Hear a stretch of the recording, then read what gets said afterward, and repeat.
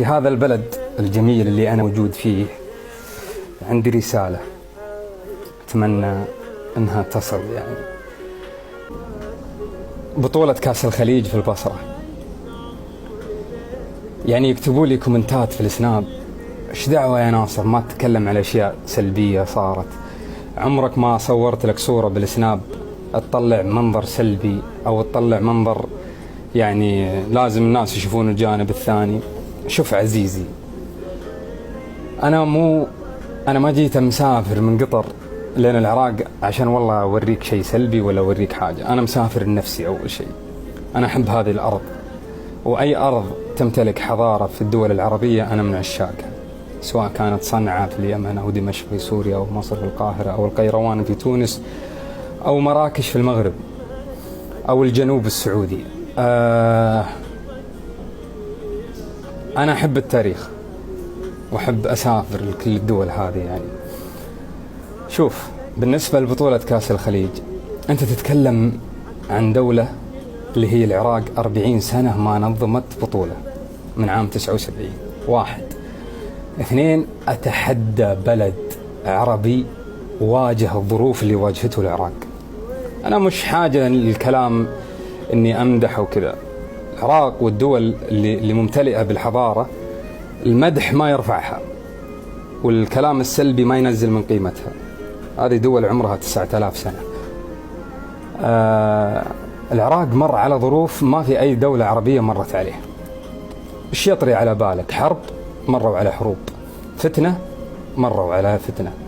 مؤامرات إعلامية، مروا على مؤامرات إعلامية. حصار، مروا على حصار.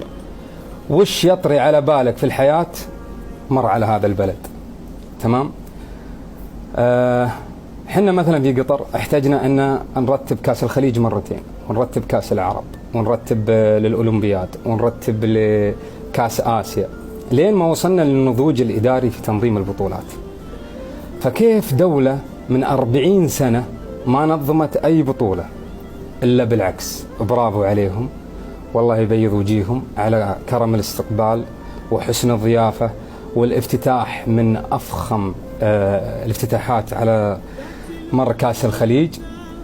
وإذا كانت هناك أخطاء في التنظيم، في الدخول، في الخروج، أنا من الناس اللي عانوا من الدخول، عانيت من الدخول وعانيت من الخروج، بس أنا مؤمن أن هذا البلد يا أخي مش مستحمل أي حاجة سلبية في الوقت هذا. هذا البلد محتاج الكلمة الطيبة يا أخي. شوف، حنا كثير من الناس اللي جو في الملعب من برا العراق ما قدروا يستحملون يوم في بطولة كأس الخليج. هذا البلد مستحمل عشرات السنين. حط نفسك مكانهم يعني. بس الوقت هذا مو وقت انك تتكلم على اشياء سلبية. في اخطاء، اكيد في اخطاء، ما في اي عمل في الحياة ما فيه اخطاء، شيء طبيعي. لكن احنا نتكلم على جمال الافتتاح، نتكلم على طيبة الناس، نتكلم على هالارض اللي حضنت كل الخليج.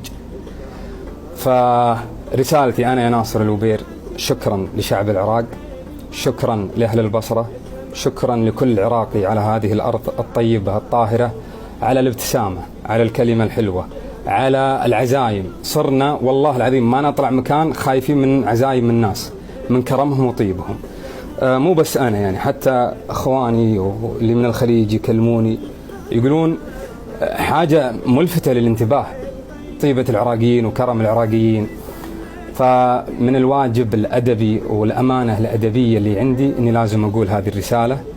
فالعراق بلد عانى من الظروف الصعبة، يعني أي بلد ثاني ما كان يقدر يواجه الظروفات اللي واجهتها العراق من حروب ومؤامرات وفتن إعلامية على كل المستويات.